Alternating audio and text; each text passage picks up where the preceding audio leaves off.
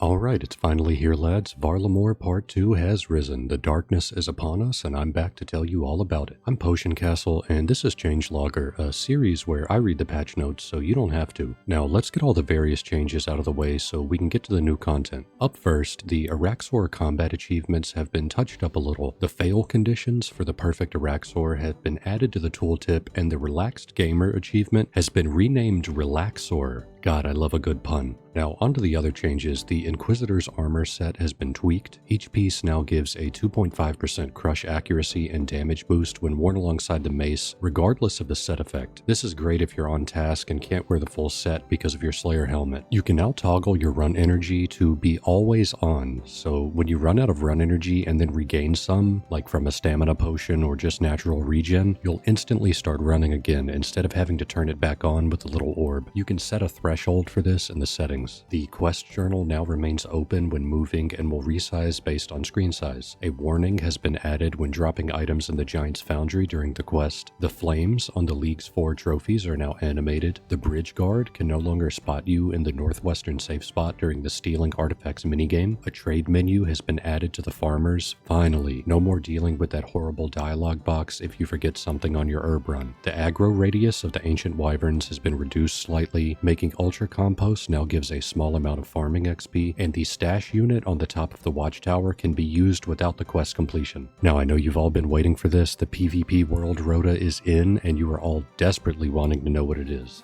I'm just kidding, but Australia is getting schmacked once again. No LMS or bounty hunter for you kangaroo boys down under. Now on to the fun. Varlamore the Rising Darkness is here with all new areas, bosses, quests, and activities. First up, we have the new quests. Death on the Isle is a small murder mystery quest, and the requirements are 34 thieving, 32 agility, and completion of the Children of the Sun. The rewards are 2 quest points, 10,000 thieving XP, 7,500 agility XP, 5,000 crafting XP, and access to a new type of needle, the costume needle. It's a normal needle in every way, except it doesn't need thread to be used. And next is the Heart of Darkness, a new quest to follow up to Twilight's Promise. The requirements are 55 mining, 48 thieving, 48 slayer, and 46 agility. You'll also need some combat gear. And as for the rewards, they are 2 quest points, access to a brand new Slayer dungeon, and 8,000 XP in the following skills: mining, thieving, slayer, and agility. And speaking of Slayer, that's a perfect way to segue into the new Slayer dungeon. Now, most of the monsters already exist in Gielinor, but there is a new one, the Frost Nagwa, which can drop new glacial Tomatli weapons, and the Pendant of Ates, a new teleport amulet similar to Xerix from Zaya. You can unlock teleports by activating statues in the Darkfrost, Twilight Temple, Ralos's Rise, and Northern Alderaan. Sticking with combat, let's jump on over to the Darkfrost Mountain to meet a new boss, the Hueycoatl, or Huey for short. Huey is a giant dragon-looking thing perched atop a mountain. In order to defeat Huey, you'll need to team up with a party of dwarves and fellow players. Attack whatever bits of Huey are sticking out from the mountain until Huey moves out of the way. Then you're free to climb up the mountain and attack its head. Huey can use its tail to defend itself, so smack that bitch until you break its shield. The drops from Huey